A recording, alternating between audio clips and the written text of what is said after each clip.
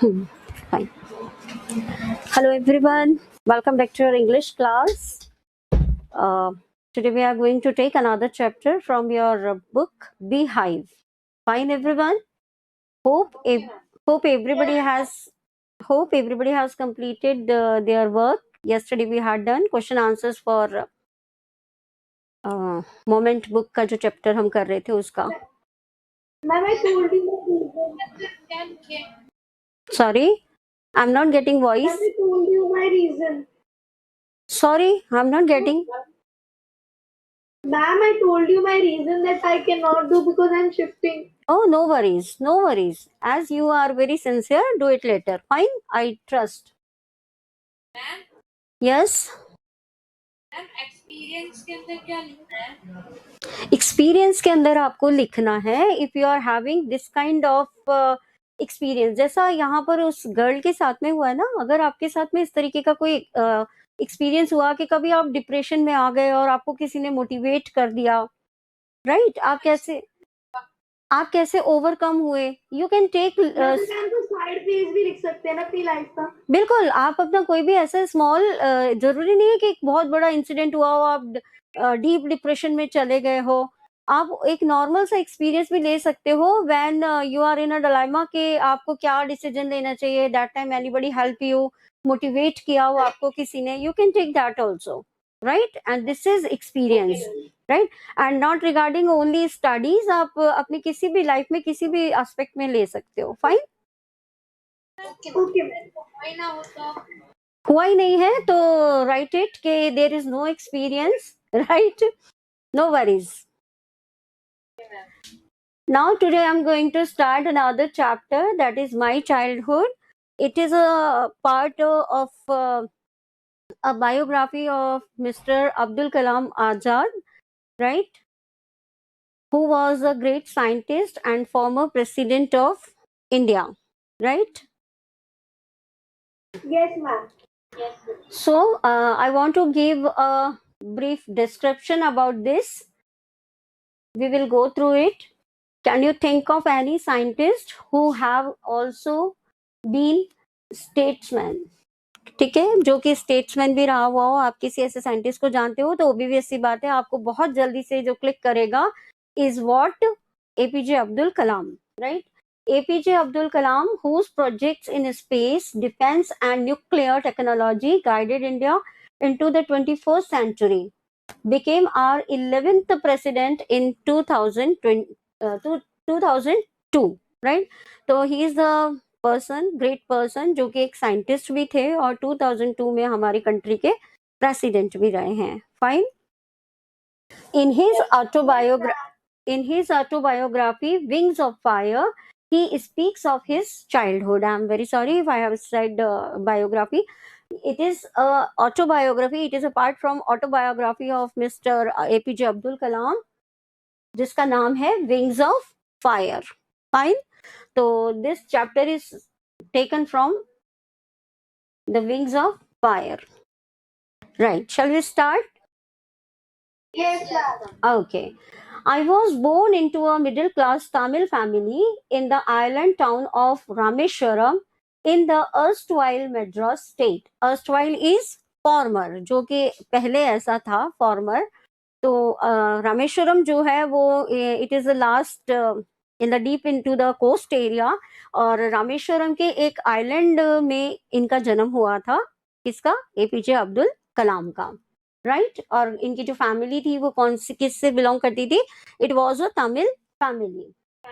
My father Jainulabdeen had neither much formal education nor much wealth. Despite these disadvantages, he possessed great innate wisdom and a true generosity of spirit. The meaning of innate is inborn, right? जब आपको जो आपके खुद के nature में inbuilt होता है, right, it is known as इनेट.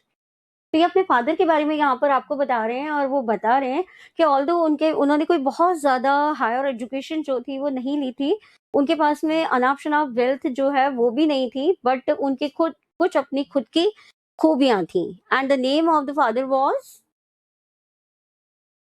Genuinely. Exactly. He had an ideal helpmate in my mother, Ashiamma. I do not recall the exact number of people she fed every day, but I am quite certain that far more outsiders ate with us than all the members of our own family put together. यहाँ पर आपको बताया जा रहा है, तो here is a quality of mother also कि वो कितनी kind थी. उनके फादर जो थे वो भी एक बहुत ही जनरस पर्सन थे. उनके पास में बहुत ज्यादा वेल्थ नहीं थी, फिर भी उनकी जो मदर थी उनके घर में इनके खुद की फैमिली के साथ साथ पता नहीं कितने लोग जो थे वो खाना खाते थे. यानी कि ये क्या करती थी, दूसरों को फीड करती थी, खिलाने का काम करती थी. इतना खाना बनाती थी कि जिससे कि कोई भी अगर उनके यहाँ आता है तो वो भूखा नहीं जाएगा. Right. So this is showing की काइंडनेस ऑफ द मदर, जिनका नाम था आशी अम्मा. और उनके जो फादर थे वो एक बहुत ही उनके अच्छे हेल्पमेट रहे. मतलब जो हस्बैंड वाइफ दोनों जो थे वो एक दूसरे के पूरक थे, उनको एक दूसरे को हमेशा हेल्प करते थे. I was one of many children, a short boy with rather undistinguished looks, born to tall and handsome parents. We lived in our ancestral house, which was built in the middle of the 19th century. It was a fairly large Pakka house made of limestone and brick on the Mosque Street in Rameshwaram. Right. अभी आपको बता रहे हैं कि जो APJ Abdul कलाम है वो आपको बता रहे हैं कि उनका जो घर था वो कहाँ पर था, मॉस्क स्ट्रीट में था. और उनका घर जो था वो एक पक्का घर था. यानी कि उस समय पर बहुत ही कम घर ऐसे होते थे जो कि पक्के हों. जनरली लोग कच्चे घर में रहते थे. जब आपने टाइप्स ऑफ हाउस पढ़ा है तो आपको पता है कि जो ब्रिक से और लाइमस्टोन से बने हुए हाउसेस हैं वो पक्के हाउस हैं. तो ही सेइंग हियर कि उनके जो पेरेंट थे वो बहुत ज्यादा स्मार्ट थे, हैंडसम थे दोनों हस्बैंड वाइफ. लेकिन वो किस तरीके से थे बचपन में, वो एक शॉर्ट बॉय थे और उनके जो लुक्स थे वो बहुत ज्यादा अच्छे नहीं थे. अपने एंसेस्ट्रल जो होम था उसमें रहते थे वो, और वो एक पक्का हाउस था. Street in Rameswaram. My austere father used to avoid all inessential comforts and luxuries. Austere मतलब सिंपल, स्ट्रिक्ट एंड सीवियर. तो यहाँ पर ये अपने फादर को किस तरीके से डिस्क्राइब कर रहे हैं, ये कह रहे हैं कि उनके जो फादर थे वो बहुत ही सिंपल, स्ट्रिक्ट और सीवियर टाइप के इंसान थे. उन्होंने कभी भी लग्जरीज जो थी उनको इम्पोर्टेंस नहीं. उन्हें लगता था कि बच्चों की जरूरत की सारी चीजें घर में होनी चाहिए, बट उन्होंने कभी भी अनएसेंशियल जो चीजें थी या फिर जो उनकी लग्जरीज थी उनके लिए उन्होंने कभी भी बच्चों को मोटिवेट या फिर प्रमोट नहीं किया. फाइन. यानी कि एक बहुत ही सिंपल लाइफ जो है वो उन्होंने लीड की और अपने बच्चों को भी एक simple life the. However, all necessities were provided for in terms of food, medicine, or clothes. In fact, I would say mine was a very secure childhood, both materially and emotionally. अब आपको यहाँ पे जो कलाम साहब है वो बताते हैं कि ऐसा नहीं था कि हमारी जो बेसिक नेसेसिटीज थी उनमें किसी भी तरीके की कमी थी. बेसिक नेसेसिटीज क्या है आप लोगों की? आपको फूड होना चाहिए, क्लोथिंग होनी चाहिए. What? Shelter. Exactly. Food, clothing, shelter, ये चीजें आपके पास होनी चाहिए. और एज अ स्टूडेंट आपके पास में एक अच्छा एकेडमिक सपोर्ट होना चाहिए जिससे कि आप अपनी स्टडीज जो है वो आगे कर सको.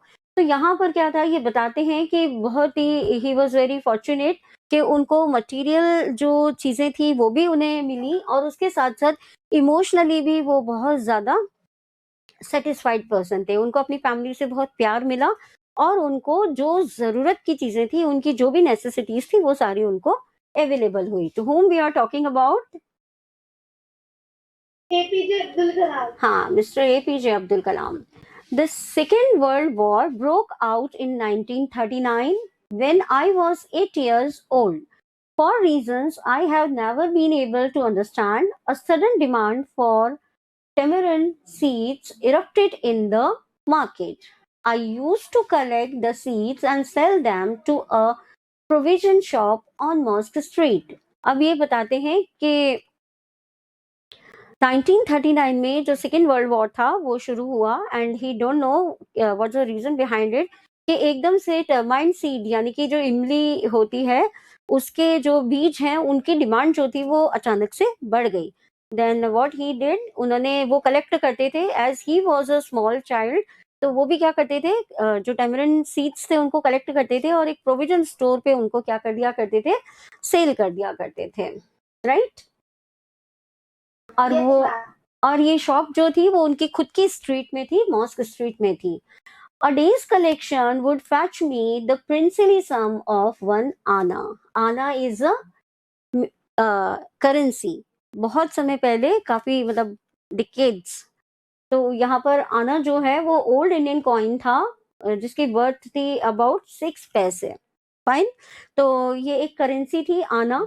और प्रिंसली सम का मीनिंग हो गया कि एक जनरस अमाउंट. तो वो बताते हैं कि वो क्या करते थे, टैमरिंड सीड्स जो थे वो कलेक्ट करते थे और अपने घर के पास की एक जो प्रोविजन स्टोर था वो वहां पर उसको बेच देते थे, सेल कर देते थे. और उसके ल्यू में उनको क्या मिलता था, एक बहुत अच्छा अमाउंट जो उनकी नजर में बहुत अच्छा था, वॉज एक आना. एक आना जो है वो उस समय पर अर्न कर लेते थे, right. My brother in My brother-in-law Jalaluddin would tell me stories about the war, which I would later attempt to trace in the headlines in Dinamani. Our area, Dinamani is a newspaper.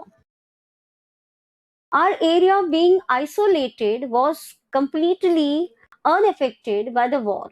But soon India was forced to join the Allied forces and something like a state of emergency was declared. Right? तो इन्होंने अपने childhood का एक incident बताया. जैसे कि मैंने आपको कल एक होमवर्क दिया कि आपको एक छोटा सा एक्सपीरियंस लिखना है. तो एक्सपीरियंस आर लाइक दिस. जैसे यहाँ पर इन्होंने बताया ना कि वो टैमरिंड सीड जो थे वो कलेक्ट करते थे, उनको सेल कर देते थे मार्केट में. तो व्हाटएवर फीलिंग उनको जो मिली वो उन्होंने यहाँ पे शेयर की. तो इसी तरीके से you have to write any incident of yours कि किस तरीके से आपको मोटिवेशन मिला. Now come to the chapter. यहाँ पर ये बताते हैं कि इनके जो ब्रदर इन लॉ थे जलालुद्दीन, वो उनको जनरली क्या बताया करते थे, वॉर से रिलेटेड जो किस्से होते थे वो सुनाते रहते थे, क्योंकि सेकेंड वर्ल्ड वॉर जो था वो चल रहा था.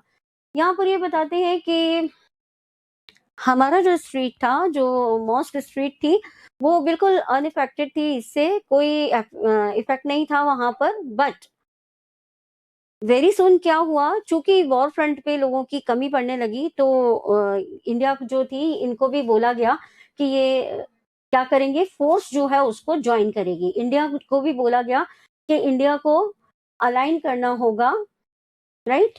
Force to join the allied forces. Allied forces यानी कि वर्ल्ड वॉर जो हो रहा था, जिन कंट्रीज के बीच में हो रहा था, तो 2 सुपर पावर्स वर देयर. तो यहाँ पर इंडिया जो था उसको भी फोर्स किया जा रहा था कि उसको as a allied force join करना है, ठीक है, वर्ल्ड वॉर के लिए. तो जब ये हो गया कि इंडिया जो है वो भी अब डायरेक्टली अगर वॉर में इन्वॉल्व हो गया तो कुछ इफेक्ट तो आना ही था. उनका एरिया जो था उसको भी क्या कर दिया गया, आइसोलेटेड कर दिया गया और इमरजेंसी जो थी वो डिक्लेयर कर दी गई, राइट. तो जो स्टेट है उनकी तमिलनाडु स्टेट जो है उसको भी क्या कर दिया गया, जो पहले मद्रास थी अब तमिलनाडु है, तो यहाँ पर उनको बोल दिया गया कि ये आइसोलेट कर दी गई और इमरजेंसी जो थी वो डिक्लेयर कर दी गई. The first casualty came in the form of the suspension of the train halt at Rameshwaram station.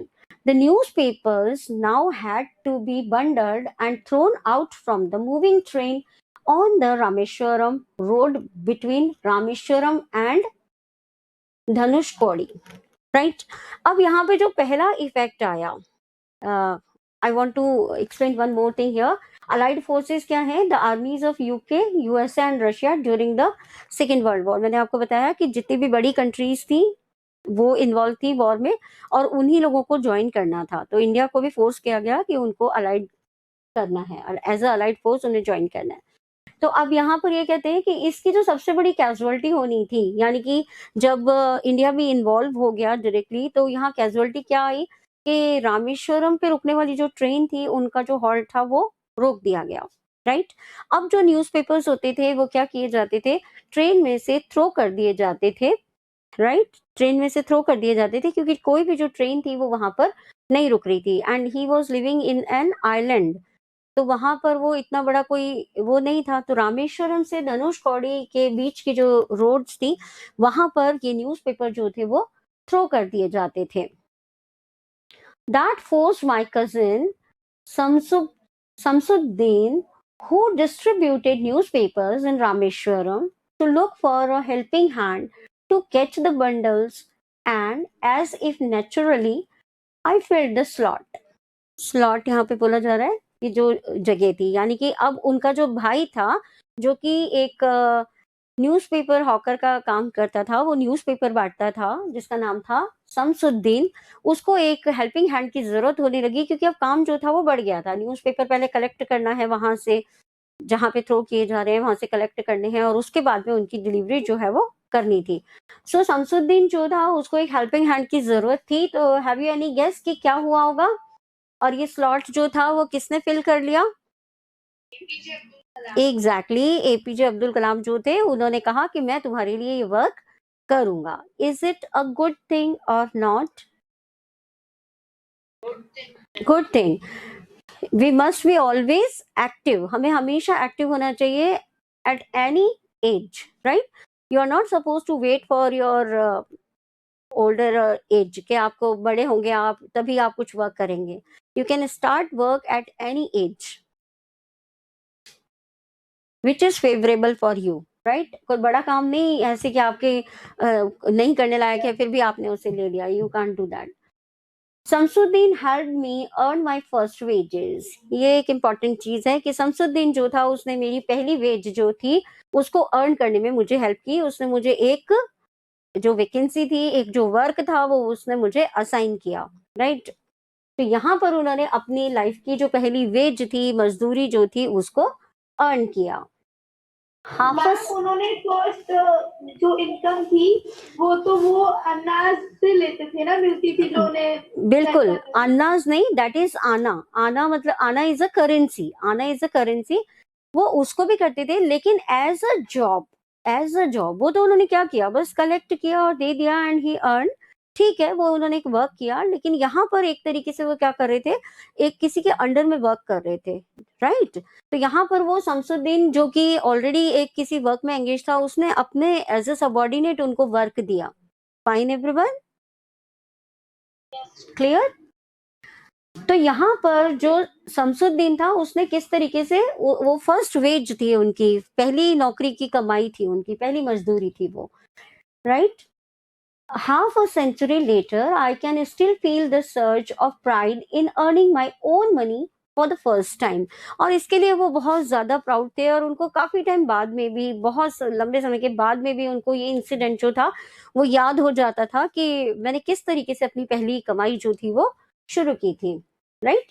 Every child is born with some inherited characteristics into a specific socio-economic and emotional environment, and trained in certain ways by figures of authority. Figures of authority कौन हो गए, जिनके under में हम रह रहे हैं। तो who are they? Our parent, है ना, our parent, our family, जिनके ऑब्जर्वेशन में हम रहते हैं। तो यहाँ पर कहा जा रहा है कि हर बच्चा जो होता है उसको सोशल, इकोनॉमिक और इमोशनल एनवायरनमेंट जो है उसमें ट्रेनिंग दी जाती है। Our first training institution is our own home, हमारा खुद का घर है जहां से हम अपनी ट्रेनिंग लेना शुरू करते हैं, हम बोलना चलना सीखते हैं, हम संस्कार लेते हैं।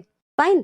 तो यहाँ पर आपको बता रहे हैं जो एपीजे अब्दुल कलाम है वो बताते हैं कि यहाँ पर उनको कुछ चीजें जो है उनके जन्म से ही इनहेरिटेड, मतलब हमारे पास हमें बाय बर्थ ही हमें मिले हुए होते हैं कुछ इस तरीके के कैरेक्टरिस्टिक्स, और सोशल, इकोनॉमिक और इमोशनल एनवायरनमेंट जो है वो हमें क्या करता है, ट्रेन कर देता है। आई inherited honesty and self discipline from my father. वो कहते हैं कि मुझे जो जन्मजात जो गुण मिले थे उनमें से, अब मेरे फादर से मुझे कौन से गुण मिले थे? कैन एनीवन से? Honesty, honesty and Kindness. Self discipline, honesty and self discipline जो है, ये दोनों चीजें उनको, ये दोनों जो उनकी खूबियां थी, जो कैरेक्टरिस्टिक था, वो उनको किससे मिला था? उनके फादर से। क्योंकि आपने पहले पढ़ा कि उनके फादर जो थे वो बहुत ही ज्यादा सिंपल और डिसिप्लिन आदमी थे। तो यहाँ इनकी लाइफ में शुरुआत से ही आपको पता होना चाहिए किसी भी सक्सेस के लिए what is the important thing is discipline. अगर आप डिसिप्लिन हैं तो आपको आपकी सक्सेस से कोई नहीं रोक सकता, आपको अपना गोल अचीव करने से कोई भी नहीं रोक सकता। फाइन। तो ये दोनों चीजें, ऑनेस्टी और जो सेल्फ डिसिप्लिन था, वो उनको अपने फादर से मिला था। From my mother I inherited faith in goodness and deep kindness and so did my 3 brothers and sisters. और वो कहते हैं कि मुझे अपनी माँ से क्या मिला था? अपनी माँ से मुझे ये मिला था कि एक तो वो गुडनेस में बिलीव करती थी कि अगर आप अच्छे हो तो सब अच्छे हैं, हमेशा दूसरों की क्या देखिए? अच्छा ही देखिए, बुराई को मत देखिए कभी भी। And deep kindness, can you give me one example of her deep kindness? Any one of you? Ma'am, she used to make food for Exactly. everyone and she used to serve everyone. Very fine, very fine. She fed many of the people. वहां पर उनके यहाँ कितने ही लोग आते थे और वो खा करके जाते थे। तो ये उनकी काइंडनेस थी कि हम अपने में से क्या करेंगे, थोड़ा थोड़ा कम कर लेंगे, बट हम अगर दूसरों को फीड करते हैं तो it's a very good thing, right? And who is watching us? Who is there to look your honesty and your kindness and your goodness? God is always there. A superpower is there जो कि आपको हमेशा watch कर रही है, right? This we, all these things we are doing for us only, not for others. अगर हम kind हैं तो हम दूसरों के लिए नहीं कर रहे हैं, ये हम अपने सेल्फ सेटिस्फेक्शन के लिए कर रहे हैं। So this is the good characteristics of a genuine person. तो ये बताते हैं कि उनके जो ब्रदर और सिस्टर्स थे उनको भी इस तरीके की ही चीजें जो थी वो इनहेरिटेड हुई थी। I had 3 close friends in my childhood, Ramanand Shastri, Aravindan and Shiv Prakashan. Any one of you sound the name once again? Who were the 3 good friends of him? कौन थे उनके 3 फ्रेंड्स? Ramananda. एक ही हुआ ये तो। I want all 3 names. Ramananda Shastri, hmm Arvindan, hmm Shiva Prakasan. Okay. कौन है? शिव प्रकाशन, शिव प्रकाशन, right? All these boys were from Orthodox Hindu Brahmin families. Now what are you looking here? अब चीज आ रही है रिलीजन पे, right? Ma'am, that he was Muslim and his friends were Hindu. But they were Best friends. good friends and best friends, right? So here is the thing कि आज की date में हम जो जिस भी तरीके के disputes देखते हैं, it was not like that. तो ये बताते हैं कि इनके 3 फ्रेंड थे और उनकी जो सबसे बड़ी मतलब वो थी एक खासियत जो थी, वो क्या थी कि वो सभी एक ऑर्थोडॉक्स हिंदू ब्राह्मण फैमिली से थे। ऑर्थोडॉक्स मतलब जो कि पुराने विचारों में ही बिलीव करते थे। फाइन, आगे देखते हैं। As children, none of us ever felt any difference amongst ourselves because of our religious differences and upbringing. ये कहते हैं कि हमने, जब हम बच्चे थे तो हमने कभी भी इस तरीके के जो डिस्प्यूट थे या हमारे बिहेवियर में कभी भी जो रिलीजन था उसने कभी भी मतलब वो हर्डल नहीं हुआ। हमने कभी भी ऐसा फील नहीं किया कि जो धर्म की वजह से हमारी जो दोस्ती है उसमें कमी आ रही हो। In fact, Ramananda Shastri was the son of Pakshi Lakshmana Shastri, the high priest of the Rameshwaram temple. Rameshwaram temple is very famous. You can see pictures on YouTube और इस पे गूगल पे आप सर्च कर सकते हो। तो रामेश्वरम का जो टेम्पल था वहां पे जो शास्त्री जी थे वो हाईएस्ट प्रीस्ट की अथॉरिटी पे थे। फाइन, तो एक बहुत बड़ी चीज थी ये। Later he took over the priesthood of the Rameshwaram temple from his, you can see picture here. Can you identify any strange thing here? Any strange thing you are watching in this picture?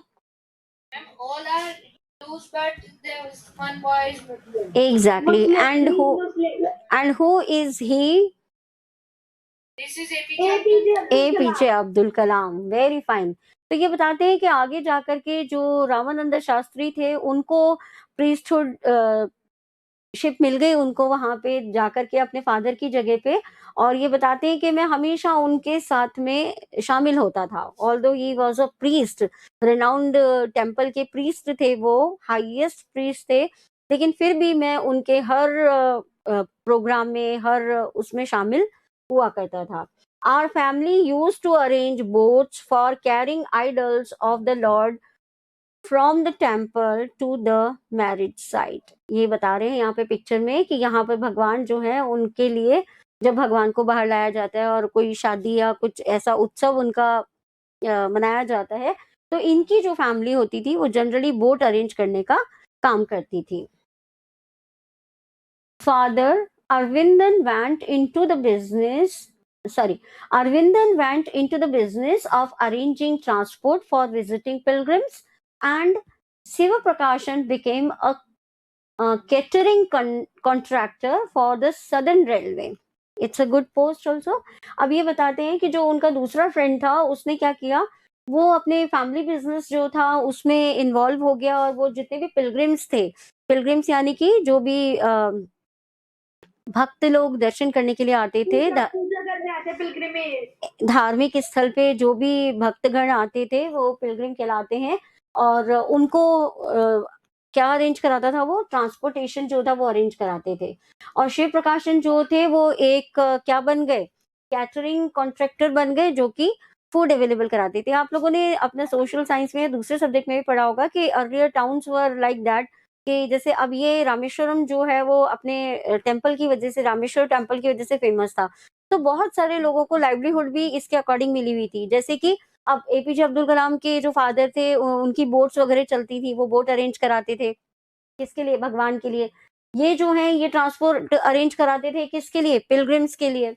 दूसरा एक जो है कि अगर इतने Pilgrim आएंगे तो वो क्या करेंगे, ओबीवीएस सी बात है, they will take food also. तो उन्होंने क्या किया, वो क्या बन गए, एक केटरिंग कॉन्ट्रैक्टर बन गए. तो हमने देखा है कि जो टाउन्स होते हैं, अच्छा ये सदर्न रेलवेज में थे, सदर्न रेलवेज में ये कैटरिंग कॉन्ट्रैक्टर हो गए थे, राइट. तो हमने देखा है कि बहुत से जो प्लेसेस होती हैं वो अपनी किसी भी खासियत की वजह से लोगों को लाइवलीहुड जो है वो अरेंज कराती हैं. During the annual Shri Sitaram Kalyanam ceremony, our family used to arrange boats with a special platform for carrying idols of the Lord from the temple to the marriage site, situated in the middle of the pond called Ramatirtha, which was near our house. Events from the Ramayana and from the life of the prophet were the bedtime stories my mother and grandmother would tell the children in our family. तो इनकी family जो थी उनका काम क्या था कि जब भगवान को बाहर लाया जाता था तो उनके लिए जो बोट अरेंज करनी होती थी वो इनको करनी होती थी, और ये जो स्थान था जहां पर कि भगवान को लाया जाता था वो स्थान जो था वो इनके घर के पास में ही था. ठीक है.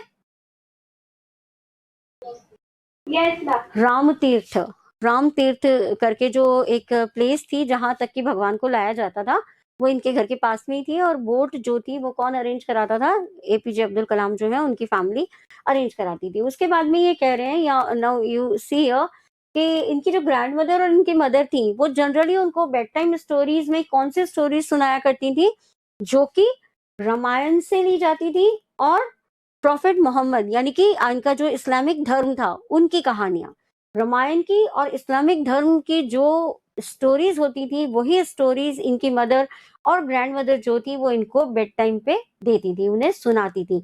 तो क्या इफेक्ट होता है इन चीजों का? If you are reading good books then what is the effect on your life?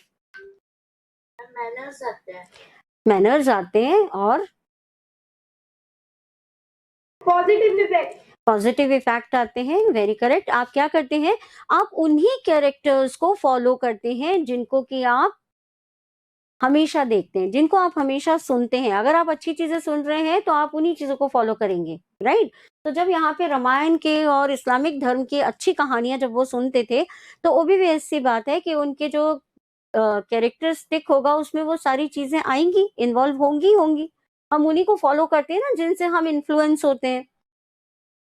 One day when I was in the 5th standard at the Rameshwaram Elementary School, a new teacher came to our class. I used to wear a cap which marked me as a Muslim, and I always sat in the front row next to Ramananda Shastri.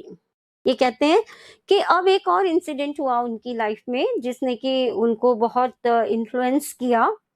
Was that कि जब वो class 5 में पढ़ते थे तो वो अपने जब स्कूल जाते थे, तो आपको पता है जितने भी मुस्लिम्स हैं या जो इस्लाम धर्म को मानते हैं वो ऊपर एक टोपी पहनते हैं। तो वो कह रहे हैं कि मैं एक जो कैप थी वो हमेशा पहना करता था और मैं रामानंद शास्त्री के पास वाली सीट पे मैं बैठा करता था जो कि फ्रंट रो में होती थी। As Rama Shastri is the Brahmin student, वो ब्राह्मण स्टूडेंट थे और उन्हीं के पास में मैं भी बैठा करता था। और मेरी जो रिकॉग्निशन थी कि मैं मुस्लिम हूँ वो किससे थी कि मैं कैप लगाया करता था, राइट। तो ये कहते हैं कि हमारे स्कूल में एक टीचर आए हु वोर द लुक हियर। ये तो पिक्चर है जिसमें कि उनके आइडल को कहाँ लेकर के जाया जा रहा है, ये बोट अरेंज करा रहे हैं। तो यू कैन सी कि बोट को कितना ब्यूटीफुली डेकोरेट किया गया है भगवान के लिए। Scared thread. The new teacher could not stomach a Hindu priest's son sitting with a Muslim boy. In accordance with our social ranking, as the new teacher saw it, I was asked to go and sit on the back bench. I felt very sad, and so did Ramananda Shastri. He looked utterly downcast as I shifted to my seat in the last row. The image of him weeping when I shifted to the last row left a lasting impression on me. You can see यहाँ पर किस तरीके का impression आया। These are very small thing, लेकिन वो हमारे ऊपर हमेशा के लिए कुछ impression जो है वो छोड़ जाते हैं, ठीक है। Could not stomach का meaning है यहाँ पर could not tolerate। अब ये बताते हैं कि जो नए टीचर आए थे उनको बिल्कुल भी ये डाइजेस्ट नहीं हो रहा था कि मैं एक मुस्लिम बॉय होकर के जो शास्त्री जी हैं उनके बेटे के साथ में फ्रंट रो में बैठा हुआ हूँ। एज आई वॉज अ मुस्लिम, वो कहते हैं चूंकि मैं एक मुस्लिम था, मेरा धर्म इस्लाम था और मैं एक हिंदू बच्चे के साथ में आगे की फ्रंट की रो में बैठा हुआ था, ये चीज मेरे नए टीचर को बिल्कुल भी बर्दाश्त नहीं हुई, उनको अच्छा ही नहीं लगा, टॉलरेट ही नहीं कर पाए वो उसको। और उन्होंने क्या कहा कि तुम जाओ और लास्ट बेंच पे जाकर के बैठो, और उन्हें पीछे की तरफ बैठने के लिए कहा गया। और ऐसा करने पर क्या हुआ, ऐसा करने पर क्या हुआ, वो दुखी हो गए। कौन दुखी हो गया? मिस्टर एपीजे अब्दुल कलाम। शास्त्री जी जो उनके फ्रेंड थे उनको बहुत दुख हुआ, उन्हें बहुत ज्यादा दुख हुआ। रामानंद ने एपीजे अब्दुल कलाम की बायोग्राफी तले रीड की हुई है मैम, उसके बाद उनको बहुत ज्यादा मारते भी है ना। हाँ, मे बी पॉसिबल, आगे देखते हैं, ठीक है। हाँ, हो सकता है, there may be a little difference. यहाँ पर आपको उस चीज को हाईलाइट किया है या नहीं किया गया, it is just a part of it. तो यहाँ पर रामानंद शास्त्री जो है उनको बहुत ज्यादा दुख होता है कि मेरा जो फ्रेंड है उसको पीछे शिफ्ट किया जा रहा है। तो उनका एक रुआंसा सा जो चेहरा है वो हमेशा के लिए एपीजे अब्दुल कलाम के ऊपर एक इम्प्रेशन छोड़ गया। यानी कि वहां पे उनको उस रिलेशन की ऑनेस्टी के बारे में पता लगा कि उनका जो फ्रेंड है वो कितना ऑनेस्ट है। क्यों? क्योंकि एक इस चीज से उनको इतना बुरा लगा कि मेरा फ्रेंड जो है उसको केवल एक रिलीजन की वजह से पीछे जाकर के बैठना पड़ रहा है, ठीक है। तो यहाँ पे जो रामानंद शास्त्री हैं उनकी फीलिंग्स जो थी अब्दुल कलाम के प्रति वो उजागर हो रही हैं, वो दिखाई दे रही हैं यहाँ पे। After school we went home and told our respective parents about the incident. Lakshman Shastri summoned the teacher and in our presence told the teacher that he should not spread the poison of social inequality and communal intolerance in the minds of innocent children. अब यहाँ पर किस चीज को emphasise किया जा रहा है, किस चीज को बताया जा रहा है? वहां पे जो टीचर आया था, सब्जेक्ट टीचर जो आया था, उसने किस रीजन से अब्दुल कलाम को पीछे जाने के लिए कहा? किस रीजन से कहा उन्होंने? हाँ, क्योंकि वो हिंदू थे और वो मुस्लिम थे। बिल्कुल बिल्कुल। तो यहाँ पर वो किस तरीके का पॉइजन जो है, कम्युनल जो है, एक कम्युनलिज्म जो है उसको लेकर के आ रहे हैं बीच में, जातिवाद को बीच में लेकर के आ रहे हैं। तो उनको क्या कहा गया? उन्होंने समन किया, जो शास्त्री जी थे, रामानंद शास्त्री के जो फादर थे, उन्होंने टीचर को बुलाया जो कि एक हाईएस्ट प्रीस्ट की अथॉरिटी पे थे, और उन्होंने बोला कि तुम बच्चों के जो एकदम साफ सुथरे मन है उनमें किसी भी तरीके का पॉइजन, किस तरीके का पॉइजन? एक तो सोशल इनइक्वालिटी का, दैट एवरीबडी इज इक्वल, ठीक है? तो कोई भी सोशल इनइक्वालिटी जो है वो आप इनके दिमाग में नहीं डालोगे कि मैं एक, ये मेरा बच्चा जो है वो प्रीस्ट का बच्चा है और वो किसी और का बच्चा है। तो इस तरीके का कोई भी आप जो सोशल इनइक्वालिटी है वो आप इनके दिमाग में नहीं डालोगे।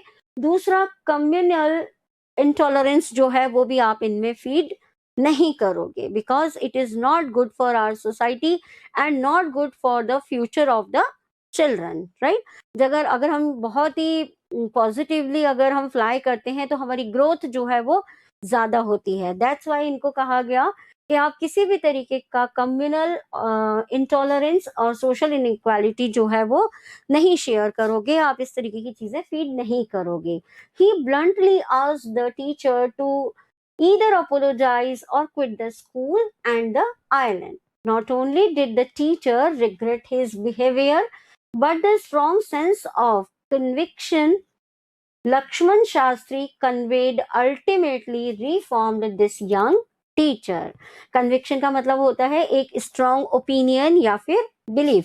तो यहाँ पर क्या हुआ कि जो शास्त्री जी थे, उन्होंने जो टीचर था उसको स्ट्रिक्टली बोला कि आप या तो इन बच्चों से माफी मांगिए, या फिर आप ये आइलैंड ही छोड़ करके चले जाइए। तो इस तरीके का जो बिहेवियर था, इस तरीके का जो इंसिडेंट हुआ, उसका बहुत ही एक पॉजिटिव इम्प्रेशन जो था वो एपीजे अब्दुल कलाम के ऊपर रहा। उन्होंने यहीं से बचपन से ही सीखा कि communalism is not a good thing, right? तो उन्होंने देखा कि किस तरीके से एक हिंदू जो है उन्होंने उनको प्रोटेक्ट किया, किस तरीके से बताया गया कि इक्वालिटी में बिलीव करना चाहिए, इन इक्वालिटी में बिलीव नहीं करना चाहिए। So all these things he learn from his childhood. उन्होंने बचपन से ही ऐसे संस्कार लिए, उन्होंने ऐसे इंसिडेंट देखे, वो ऐसे लोगों से मिले कि उनका जो कैरेक्टर था एक बहुत ही ऑनेस्ट और एक सुलझे हुए इंसान के रूप में सामने आया। Even you can see his quotes on Google, आप देख सकते हो, बहुत ही अच्छे थॉट्स जो हैं उनके कोट्स जो हैं वो आप इस पे देख सकते हैं, राइट? तो everybody has to see once it, और फिर हम इसको कंटिन्यू करेंगे tomorrow. Fine, till then take care of you. Ma'am, yes Ma'am, tomorrow, as it's Saturday, we do not have a studio class.